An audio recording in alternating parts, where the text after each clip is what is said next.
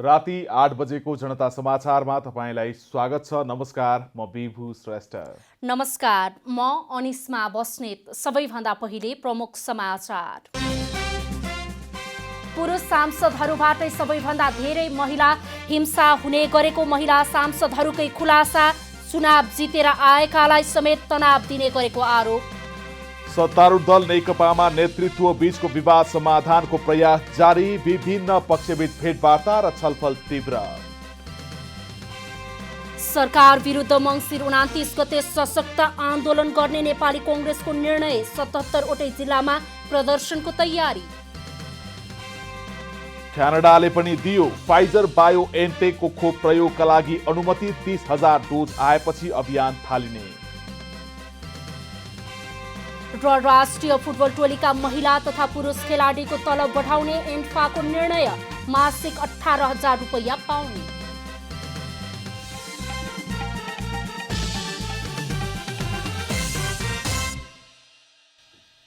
अब पूरा समाचार। प्रधानमन्त्री केपी शर्मा ओलीले आइतबारका लागि संवैधानिक परिषदको बैठक बोलाउनु भएको छ। रिक्त संवैधानिक पदमा नियुक्तिका लागि प्रधानमन्त्री ओलीले परिषदको बैठक बोलाउनु भएको हो। बैठक आइतबार बिहान 9 बजे प्रधानमन्त्री निवास बालुवाटारमा बस्ने बताइएको छ। बैठकमा अख्तियार दुरुपयोग अनुसन्धान आयोग, राष्ट्रिय मानव अधिकार आयोग र राष्ट्रिय महिला आयोगमा प्रमुख आयुक्त र अन्य आयुक्त नियुक्तिका विषयमा छलफल हुनेछ। त्यस्तै लोकसेवा आयोग, वित्त आयोग लगायतका संवैधानिक निकायहरूमा पदाधिकारी नियुक्ति पनि बैठकको एजेन्डाको रूपमा रहेको छ। रिक्त संवैधानिक निकायमा नियुक्तिका विषयमा प्रधानमन्त्री ओलीले प्रमुख प्रतिपक्षी दल नेपाली कांग्रेसका सभापति शेरबहादुर देउवासँग पटक पटक छलफल गर्नु भएको छ।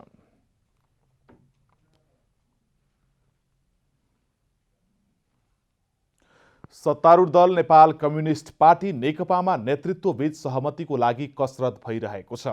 नेतृत्वमा लामो समयदेखि बल्झिएको विवाद मिलाउन विभिन्न पक्षबीच भेटवार्ता तथा छलफल चलिरहेको छ। नेपाल कम्युनिस्ट पार्टी नेकपामा शीर्ष नेतृत्व बीचको विवाद मिलाउने प्रयास भइरहेको छ। नेकपा सचिवालयले नेतृत्व विवाद मिलाउने जिम्मा स्थायी समितिलाई दिएको छ। स्थायी समितिका नेताहरूले यति बेला पार्टीमा पछिल्लो समय निकै विवादमा परेको अध्यक्षद्वय केपी शर्मा ओली र पुष्पकमल दाहालको प्रतिवेदन गहन अध्ययन गरिरहेका छन्। आउँदो आइतबार स्थायी समिति बैठक बस्नेछ।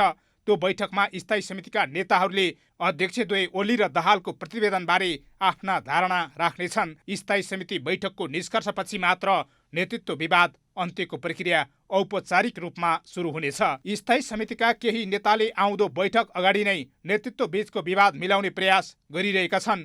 दोस्रो तहका नेताहरूकै प्रयासको कारण आपसी संवादहीन अवस्थामा पुग्नुभएका अध्यक्षद्वय ओली र दाहालबीच बुधबार भेटवार्ता भएको छ। अध्यक्षद्वय ओली तथा दाहाल र वरिष्ठ नेता माधव कुमार नेपालबीच फेरि वार्ताको प्रयास भइरहेको स्थायी समितिका नेताहरूले जानकारी दिएका छन्। शीर्ष नेताहरूबीचको भेटवार्ता, सहमति र स्थायी समितिको अब हुने बैठकको निर्णयपछि नेकपा विवाद समाधान हुने कार्यकर्ताको आशा छ। नेकपाले त्यसपछि पुस 5 गते केन्द्रीय कमिटी बैठक तोकेको छ। महाधिवेशनबारे छलफल गर्न केन्द्रीय कमिटी बैठक बोलाइएको हो। एमाले र माओवादी केन्द्रबीच एकतापछि 2 वर्षपछि बनेको नेकपाको महाधिवेशन नजिकिँदै छ। पार्टीमा कुनै सङ्कट आई नलागे नेकपाको एकता महाधिवेशन आउँदो चैत 25 देखि 30 गतेसम्म काठमाडौँमा हुनेछ। गएको माघ 15 देखि 19 गतेसम्म चलेको केन्द्रीय कमिटी बैठकले महाधिवेशनको मिति र स्थान तय गरेको हो। नेकपाको महाधिवेशन नजिकिँदै गए पनि प्रदेश, जिल्ला, नगर तथा गाउँ स्तरबाट त्यसको प्रक्रिया भने सुरु भएको छैन। नेतृत्व विवादकै कारण कतिपय ठाउँमा तल्लो तहको कमिटी नै गठन हुन सकिरहेको छैन। गठन भएका कमिटीले पनि सङ्गठित सदस्यता नवीकरण प्रक्रिया थालेको छैन। मुलुककै अहिलेको ठूलो पार्टी नेकपामा अहिले करिब 8 लाख सङ्गठित सदस्य छन्। पुराना सदस्यको नवीकरण तथा नयाँ थप्नको लागि गाउँ तथा नगर कमिटी केन्द्रको निर्णय र निर्देशनको पर्खाइमा छ। तर केन्द्रीय नेतृत्व भने पदीय भागभण्डा विवादमै रुमल्लिएको छ। नेकपा नेतृत्व यसरी विवादमै अल्झिने हो भने त्यसले महाधिवेशन समेत प्रभावित हुने देखिएको छ। राजनीतिक ब्युरो, जनता टेलिभिजन। महिला सांसदहरूले पुरुष सांसदहरूबाट सबैभन्दा धेरै महिला हिंसा हुने गरेको खुलासा गरेका छन्। छाउपडीदेखि सांसदबाट हुने हिंसाको विरुद्धमा एकसाथ आवाज उठाउनुपर्ने महिला सांसदहरूको माग छ। लैङ्गिक न्यायका लागि संघीय सांसदहरूको समूहको बिहिबार सिंहदरबारमा भएको छलफलका क्रममा महिला सांसदहरूले कतिपय पुरुष सांसदहरूबाटै हिंसा हुने गरेको बताएका छन्। महिला सांसदहरूको समूहले छाउपडीदेखि सांसदबाट हुने हिंसाको विरुद्धमा एकसाथ आवाज उठाउनु पर्ने बताएका छन्। त्यो पीडितहरूलाई राख्ने सङ्घ संस्थाका सञ्चालिकाहरूले अहिलेकै बहालवाला सांसदले पनि महिला हिंसा गरेको केस त्यहाँ आएको छ। उहाँहरूले पीडित महिलालाई राख्नु भएको छ र यहाँ त्यो पीडित महिलालाई किन राख्नुभयो, त्यो उसमा किन चाहिँ मुद्दा हाल्नुभयो मेरो विरुद्धमा भनेर बहालवाला सङ्घीय सांसदले हामीलाई थर्काइराख्नु भएको छ भनेर भन्नुभएको छ।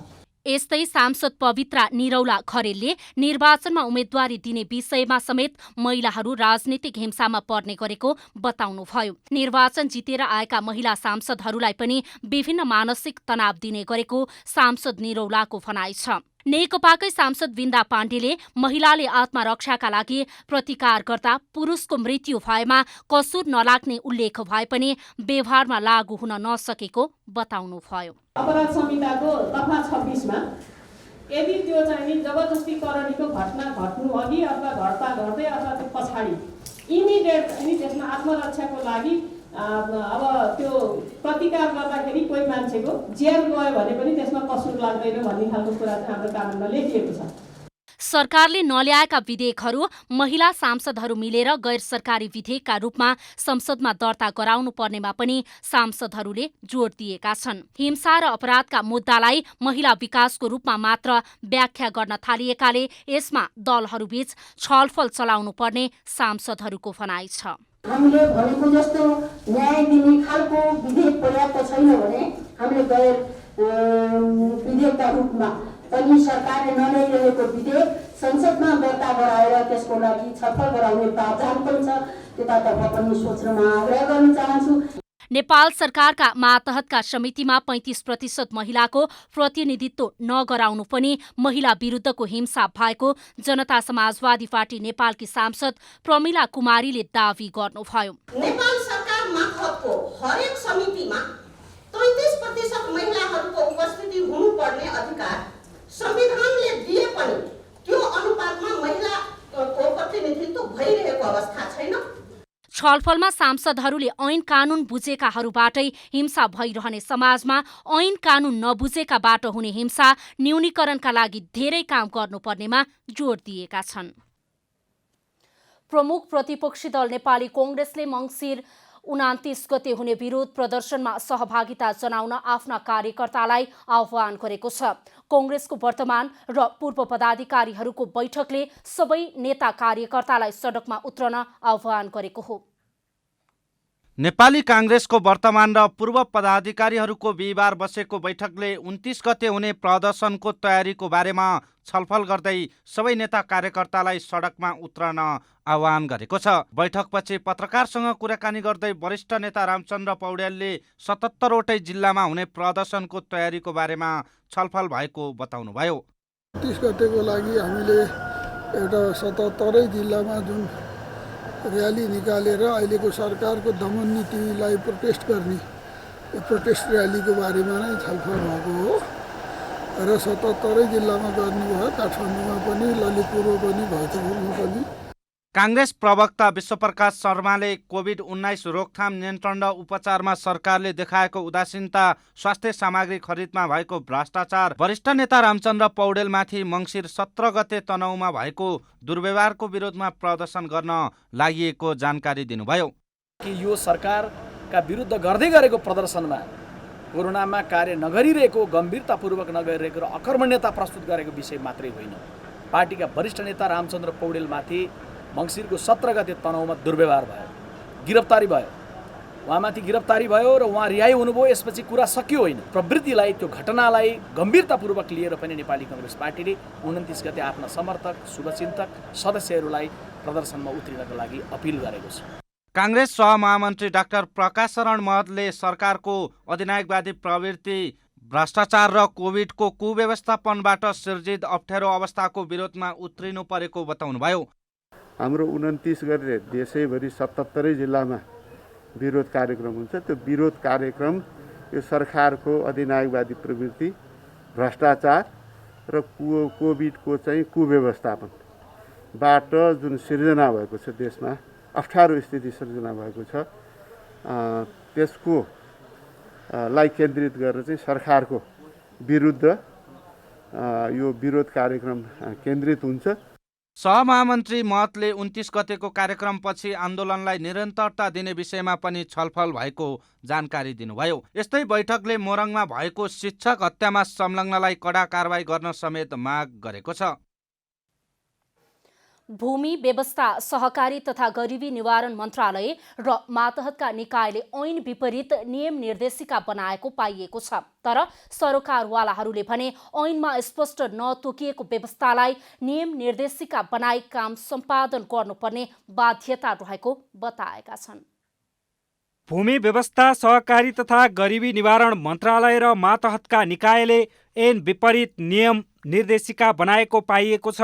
राष्ट्रिय सभाको प्रत्यायोजित व्यवस्थापन तथा सरकारी आश्वासन समितिले गरेको छलफलमा विभिन्न ऐनको प्रत्यायोजित विधायनको अपव्याख्या गरी नियम निर्देशिका बनाएको पाइएको हो। समितिले मन्त्रालयले प्रयोग गर्ने दर्जन भन्दा बढी ऐनहरूका 100 बढी निर्देशिका संविधान र तालुक ऐनसँग मेल खाए नखाएको अध्ययन गरेको थियो। अधिकारको अधिक प्रयोग, आवश्यकताभन्दा बढी प्रयोग गरिएको पाइएको छ। त्यसपछि अनि फरक कानुनका व्यवस्थाहरूलाई प्रयोग गरेर पनि प्रत्यायोजित व्यवस्थापनको प्रयोग भएको छ। कानुनको एउटा ढाँचा पनि छैन र सार्वजनिक जानकारीको निमित्त प्रकाशन गर्ने प्रबन्ध पनि छैन।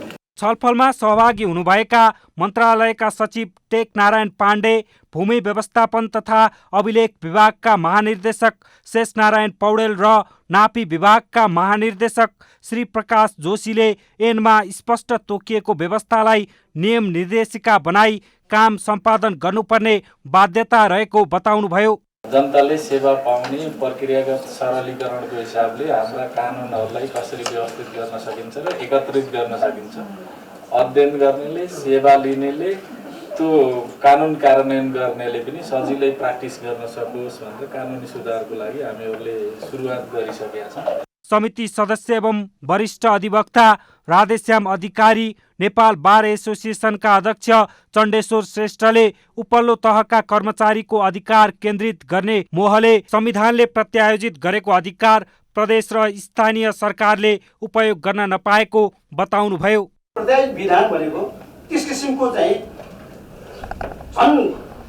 ऐनद्वारा यो स्थापित हक स्वामित्व सम्बन्धी अधिकार सम्बन्धी कुराहरू पनि इम्प्लिमेन्टेसनमा झन् असमञ्जस्य कुराहरू आउने जो भइरहेछ। संविधानले दिएको अधिकारलाई चाहिँ हामी खोज्ने काम जुन गर्न कोसिस गरिरहेका छौँ, यो कुरा हुँदैन। यो गर्नु हो भने झगडा बढ्छ र यो व्यवस्थापन होइन, हामी अराजकतातर्फ उन्मुख हुन्छ। मेरो चिन्ता भनेको यो हो। समितिले नेपाल सरकारका मन्त्रालय, मातहतका निकायले प्रयोग गर्ने ऐन तथा त्यसको प्रत्यायोजित विधायनको सम्बन्धमा छलफल गरिरहेको छ। समितिले ऐन निर्माण गर्दा कार्यान्वयन गर्ने निकायले तजविजमा नियम नियमावली बनाउने, विनियम बनाउने, सिफारिस कार्यविधि बनाउने आदेश दिने कार्यलाई निरुत्साहित गर्न ऐनहरूको पुनर्लेखन गर्नुपर्ने बताउँदै आएको छ। नेपालमा कोरोना भाइरसका संक्रमितको संख्या 2,45,650 पुगेको छ। आज थप 1,217 जनामा संक्रमण पुष्टि भएको स्वास्थ्य तथा जनसङ्ख्या मन्त्रालयले जनाएको छ। त्यस्तै पछिल्लो 24 घण्टामा 1,064 जना निको भएर फर्किएसँगै डिस्चार्ज हुनेको संख्या 2,31,601 पुगेको छ। अब नेपालमा 12,386 जना सक्रिय संक्रमित आइसोलेसनमा रहेका छन्। यस्तै 515 जना क्वारेन्टिनमा रहेको मन्त्रालयले जनाएको छ। पछिल्लो 24 घण्टामा थप 12 जना संक्रमितको मृत्यु भएसँगै नेपालमा कोरोना संक्रमणबाट मृत्यु हुनेको संख्या 1,663 पुगेको छ। लकडाउनका कारण गत वर्षको चैतदेखि बन्द ललितपुरको जावलाखेल स्थित सदर चिडियाखाना आजदेखि सर्वसाधारणका लागि खुला भएको छ। चिडियाखाना दैनिक बिहान 10 बजेदेखि साँझ 5 बजेसम्म खुला गरिनेछ। एक दिनमा 800 जनासम्मलाई प्रवेश दिइने भएको छ। कोरोना भाइरस संक्रमणप्रति सतर्कता अपनाउन गरिएको लकडाउनका कारण बन्द रहेको जावलाखेल स्थित सदर चिडियाखाना सर्वसाधारणका लागि खुला गरिएको छ।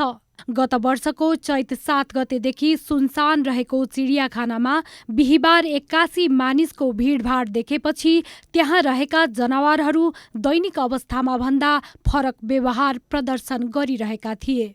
अब अहिले चाहिँ नि ओपनिङ भयो आज, त्यसले गर्दा जनावरहरू मान्छे दर्शकहरू पनि आइराख्नु भएको छ। अलि चाहिँ नि जनावरहरू चाहिँ अलिकति दच्किएको, अलिकति कस्तो मान्छेको मुखमा मात्रै हेरिराख्ने, अलि टाढा भाग्ने त्यस्तो वातावरण भइरहेको छ। उनीहरूलाई नि अनौठो लाग्यो नि त, धेरै टाइम भयो। अब 9-10 महिनामा त उनीहरू धेरै को नै आए जस्तो भयो नि त। अब हामी जाँदाखेरि नि उनीहरू टाढा भागे जस्तो भइरहेको जनावरहरू पनि। चिडियाखाना बिहान 10 बजेदेखि 5 बजेसम्म खुला हुनेछ।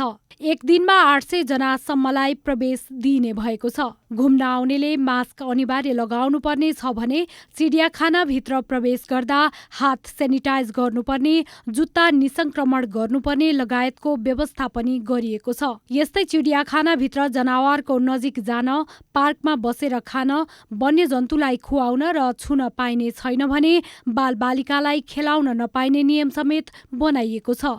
अहिलेको गभर्मेन्टको हेल्थ प्रोटोकल, हेल्थको सेफ्टी स्ट्यान्डर्ड प्लस चाहिँ हाम्रो आफ्नै पनि स्ट्यान्डर्ड अपरेटिङ प्रोसिडर बनाएर हाम्रा स्टाफहरूलाई यो हेल्थ सम्बन्धी, कोभिड सम्बन्धी अरू के हुनसक्छ ती कुराहरू सबैलाई ट्रेन गरेर हामीले सुरु गरेका छौँ।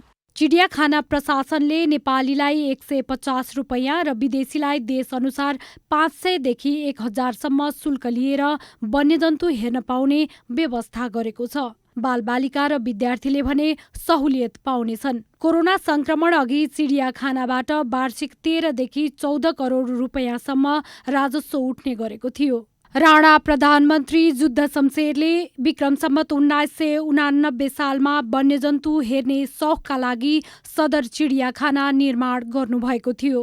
चिडियाखानामा 110 प्रजातिका 1068 वन्यजन्तु तथा पशुपन्छी रहेका छन्। पशुपन्छीहरू अलिकति हच्किएको जस्तो, डराएका जस्तो भएको यहाँका कर्मचारीको भनाइ छ। त्यस्तै हामीले पनि प्रत्यक्ष अवलोकनमा पायौँ। क्यामेरामा साजन थापाका साथमा रूपा घिमिरे, ललितपुर। अर्थमन्त्री विष्णुप्रसाद पौडेलले नेपालमा पर्यटक, व्यापारी तथा लगानीकर्ताका रूपमा कोरियन जनताको उपस्थिति बढाउन थप सहयोगको लागि नेपालका लागि कोरियाका राजदूत पार्क योङ सिकलाई आग्रह गर्नुभएको छ। बिहिबार अर्थ मन्त्रालयमा भएको भेटमा अर्थमन्त्री पौडेलले कोरियाली अन्तर्राष्ट्रिय सहयोग नियोग कोइका मार्फत कोरियाले शिक्षा, स्वास्थ्य, पूर्वाधार विकासको क्षेत्रमा पुर्याएको सहयोगप्रति आभार व्यक्त गर्नुभयो।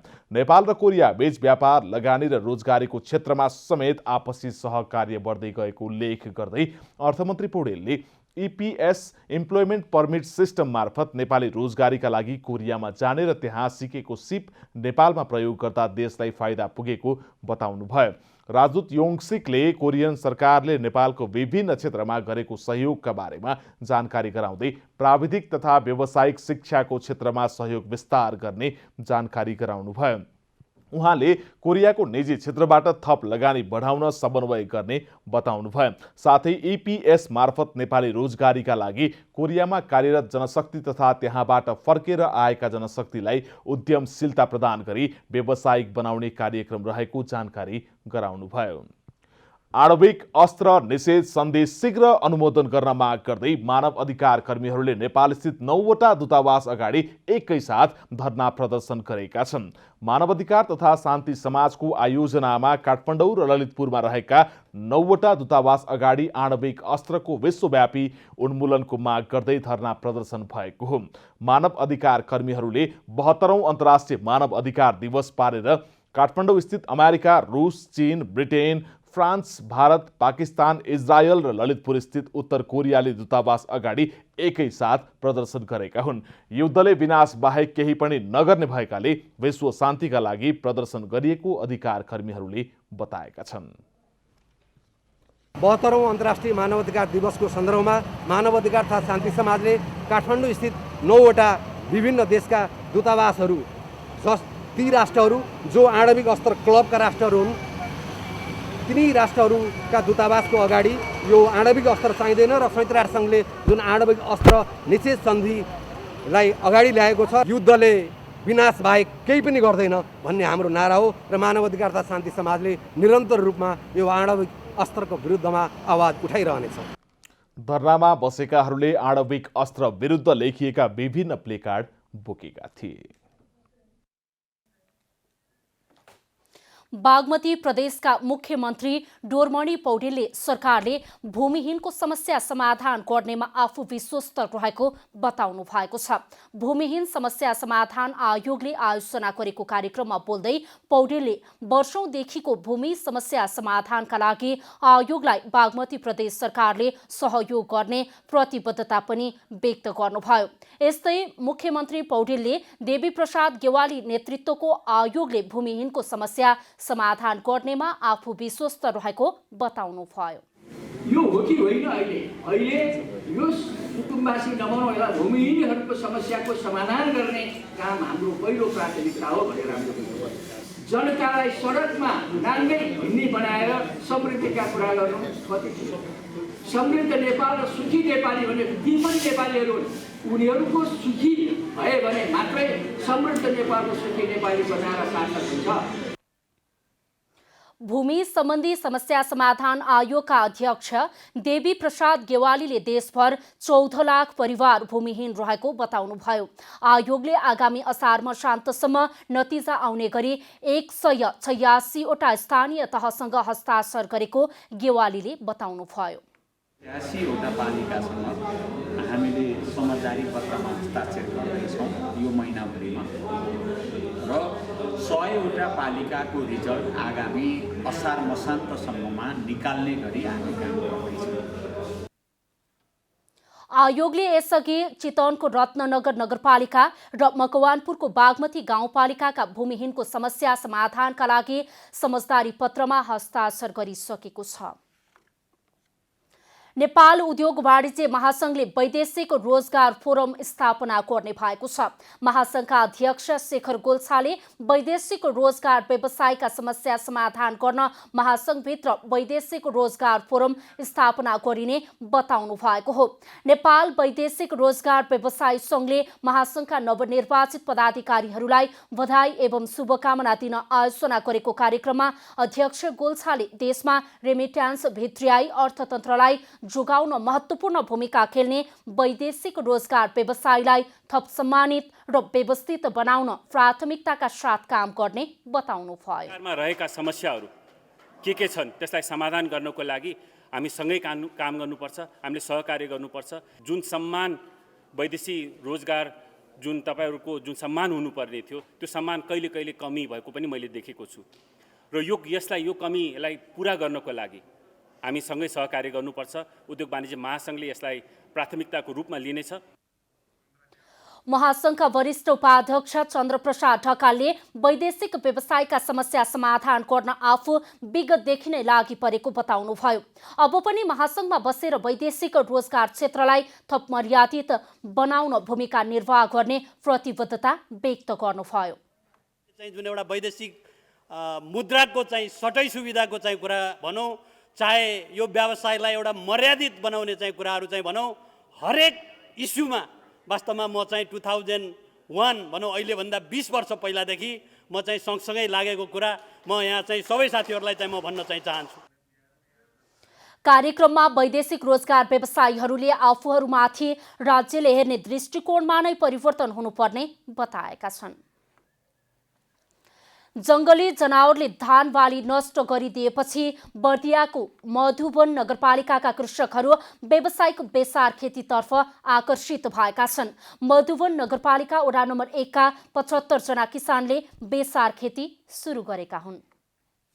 बर्दियाको मधुवन नगरपालिकाको बेसार खेती पकेट क्षेत्र विस्तार योजना अनुसार नगरपालिकाको अनुदान र लुथन वर्ल्ड रिलिफको आर्थिक सहयोगमा नगरपालिकाका किसानहरूले बेसार खेती सुरु गरेका छन्। दलित महिला उत्थान संघद्वारा सञ्चालित आर्थिक सशक्तिकरणका लागि सिप तथा उद्यमशीलता विकास परियोजना अन्तर्गत किसानहरूले बेसार खेती गरिरहेका छन्। मधुवन नगरपालिका वडा नम्बर 1 का 75 जना किसानले करिब 14 बिघा जमिनमा बेसार खेती गरेका हुन्। परम्परागत रूपमा गरिने धानमा जङ्गली जनावरले क्षति पुर्याउन थालेपछि किसानहरू बेसार खेतीमा आकर्षित भएका हुन्।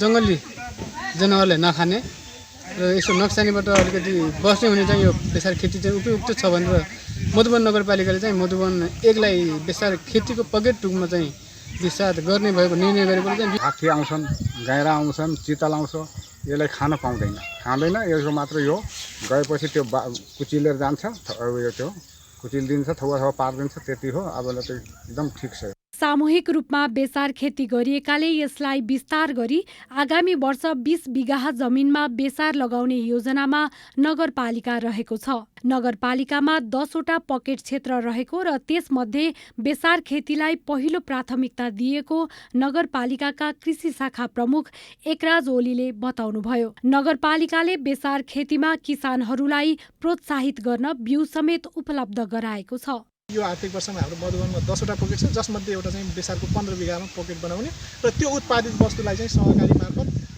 प्रशोधन गर्ने मेसिनहरू चाहिँ दिने उहाँहरूलाई र अनि उत्पादनमा आवश्यक पर्ने मल र विषादी र प्रविधि चाहिँ हामीले दिने कार्यक्रम रहेको छ सर। बेसार खेती सुरु भएपछि नगरपालिकाले अनुगमन समेत गरेको छ। शुद्ध बेसार उत्पादन गरी बजार पठाउने र किसानहरूको आर्थिक जीवन बढाउने उद्देश्यले नगरपालिकाले किसानहरूलाई बेसार खेतीतर्फ आकर्षित गरेको हो। अब आर्थिक समाचार।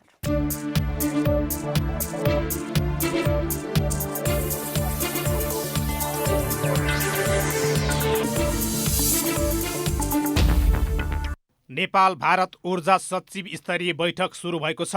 बिहिबार सुरु भएको भर्चुअल बैठकमा विद्युत व्यापार, वितरण र प्रसारण लाइनको विषय मुख्य एजेन्डा रहेको ऊर्जा, जलस्रोत तथा सिंचाई मन्त्रालयले जनाएको छ।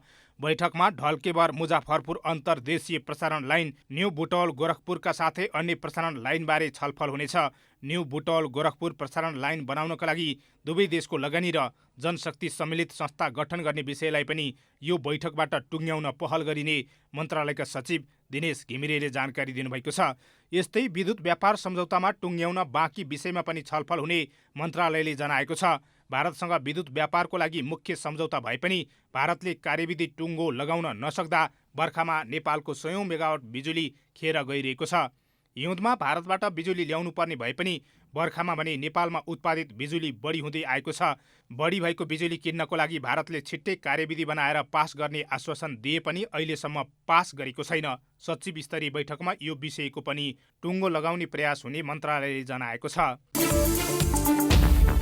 बीमा समितिले कोरोना बीमाको दाबी भुक्तानीमा ढिलाइ भएको स्पष्टीकरण पेश गरेको छ। विभिन्न 4 कारणले दाबी भुक्तानीमा ढिलाइ भएको समितिको स्पष्टोक्ति छ। अर्थ मन्त्रालयले कोरोना बीमाको अविलम्ब भुक्तानी गर्न बारम्बार ताकेता गरेपछि समितिले बिहिबार प्रेस विज्ञप्ति जारी गर्दै स्पष्टीकरण दिएको हो। कोरोना बीमा मापदण्ड अनुसार कोरोना बीमाको दायित्व बीमा समिति र नेपाल सरकारको समेत हुने भएकाले यसको लेखा परीक्षण महालेखा परीक्षकको कार्यालयबाट हुने हुँदा कोरोना बीमा मापदण्ड अनुसार कतिपय विषयमा स्पष्ट नभएको कोरोना परीक्षण रिपोर्ट स्वास्थ्य तथा जनसङ्ख्या मन्त्रालय अन्तर्गतको एपिडेमियोलोजी तथा रोग नियन्त्रण महाशाखामा भेरिफिकेसनका लागि पठाउनु पर्दा दाबी भुक्तानीमा ढिलाइ भएको समितिले जनाएको छ। यसैगरी दोहोरो दाबी पर्ने भएकोले पनि भेरिफिकेसन गर्न र दोहोरो भुक्तानी नियन्त्रण गर्न समय लागेको पनि समितिले जनाएको छ। गत असोज र कार्तिकमा बीमा कम्पनीहरूमा कर्मचारीहरू एवं बीमा समितिमा कार्यरत कर्मचारीहरू समेत संक्रमित भई दैनिक कार्य सञ्चालनमा अप्ठ्यारो परेकोले कोरोना बीमाको दाबी भुक्तानीमा समय लागेको समितिको भनाइ छ।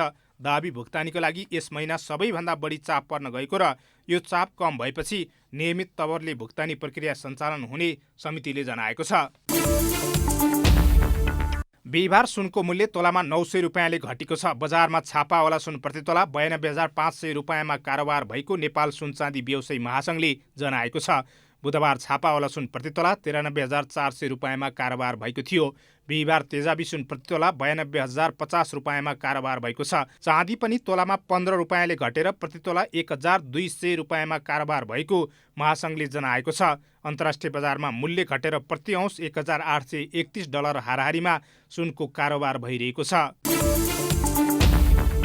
साताको अन्तिम कारोबार दिन बिहिबार शेयर बजार परिसूचक नेप्सेमा सुधार आएको छ। 2 दिन उच्च अङ्कले घटेको नेप्से बिहिबार पुनः सुध्रिएको हो। बिहिबार नेप्से 8.27 अङ्कले बढेर 1964.02 अङ्कमा पुगेको छ। बजारमा क वर्गका परिसूचकको मापन गर्ने सेन्सिटिभ इन्डेक्स 2.32 अङ्कले बढेको छ। बजारमा विकास ब्याङ्क र जलविद्युत कम्पनीको परिसूचकमा गिरावट आएको छ। बाँकी समूहको परिसूचकमा सुधार देखिएको छ। बिहिबारको बजारमा 204 कम्पनीका 98,83,197 किता सेयर 39,410 पटक खरिद बिक्री हुँदा 4 अर्ब 14 करोड 63 लाख रुपियाँ बराबरको कारोबार भएको छ।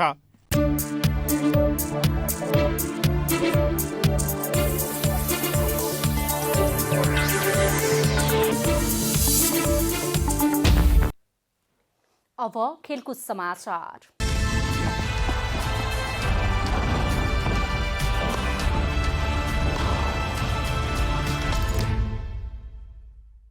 अखिल नेपाल फुटबल संघ एन्फाले राष्ट्रिय फुटबल टोलीका महिला तथा पुरुष खेलाडीको तलब बढाउने निर्णय गरेको छ। बिहिबार साधुबाटोमा बसेको एन्फाको कार्य समिति बैठकले राष्ट्रिय फुटबल टिमका महिला तथा पुरुष खेलाडीको तलब 18,000 बनाउने निर्णय गरेको हो।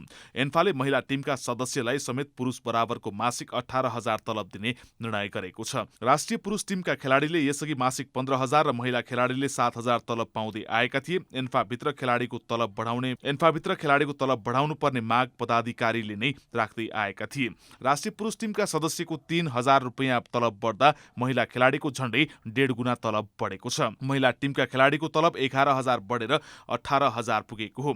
यस्तै बैठकले एन्फाको आगामी साधारण सभा माघ 6 गते गर्ने निर्णय समेत गरेको छ। Nepali cricketer Sandeep Lamichhane big bash league खेल्न आउँदो मंगलबार अस्ट्रेलिया जाने तय भएको छ। सन्दीप मङ्सिर 30 गते Australian franchise T20 league big bash खेल्न त्यसतर्फ जाने निश्चित भएको हो। यो सिजनमा होबार्ट हुरिकेन्सबाट खेल्ने तयारीमा रहेका सन्दीप कतार एयरवेजबाट कतार हुँदै अस्ट्रेलिया जाने भएका छन्। उनी नेपालबाट एडिलेडमा उत्रिनेछन्। त्यहाँ पुगेर उनी 14 दिनको क्वारेन्टिनमा बस्नेछन्। बिग ब्यास लिग आजबाट सुरु भएको छ। आजबाट सुरु भएको बिग ब्यासको पहिलो खेलमा सन्दीपको टिम होबार्ट हुरिकेन्सले विजयी सुरुवात गरे। उसले सिडनी सिक्सर्सलाई 16 रनले हराउँदै प्रतियोगितामा सुखद सुरुवात गरेको हो।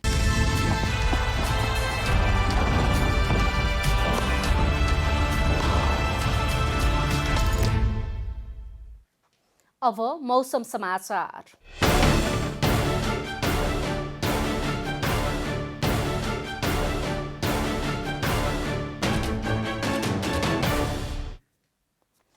आज दिउँसो प्रदेश नम्बर 1, प्रदेश नम्बर 2, बागमती प्रदेश, गण्डकी प्रदेश र लुम्बिनी प्रदेशमा मौसम आंशिकदेखि सामान्यतया बदली तथा बाँकी भूभागहरूमा आंशिक बदली रह्यो। आज राति प्रदेश नम्बर 1 मा आंशिकदेखि सामान्यतया बदली रहने र पहाडी भूभागका 1 वा 2 स्थानमा हल्का वर्षा हुने जल तथा मौसम पूर्वानुमान महाशाखाले जनाएको छ। अब देशभरिको विभिन्न स्थानको मौसम सम्बन्धी थप विवरण।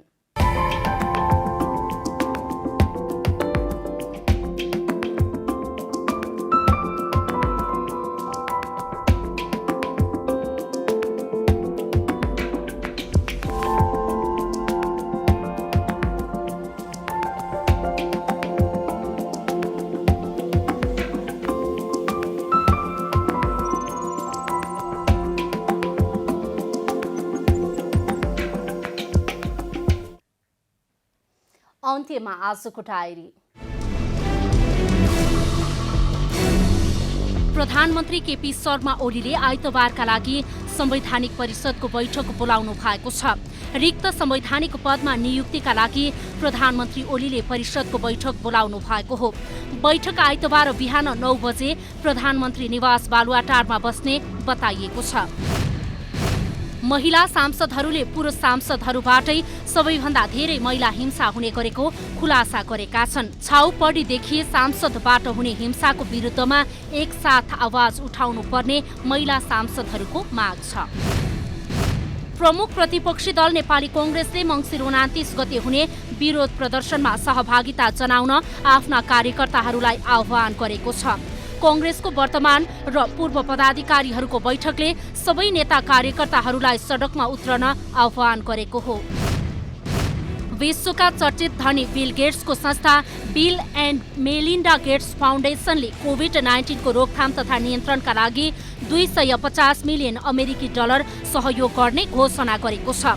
सन् 2021मा सबैका लागि कोभिड-19सँग सम्बन्धित वैज्ञानिक नवीन खोजमा पहुँच उपलब्ध गराउन पनि फाउन्डेसनले आह्वान गरेको छ।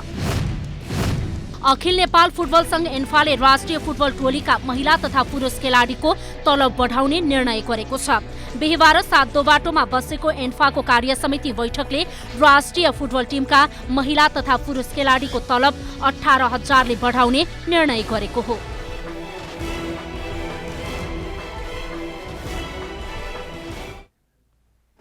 जनता समाचार अहिलेलाई यति नै। जनताद्वारा जनताका लागि प्रसारित जनता टेलिभिजनका कार्यक्रमहरू युट्युब, ट्विटर, फेसबुक र हाम्रो वेबसाइट जनतासमाचार.com मा पनि पढ्न र हेर्न सक्नुहुनेछ। सूचनामा तपाईँको सहभागिता, समयमा समाचार हाम्रो प्रतिबद्धता। कोरोना भाइरसको संक्रमणबाट बच्न नियमित रूपमा हात धुऔं, भिडभाडबाट टाढै रहौं। नमस्कार।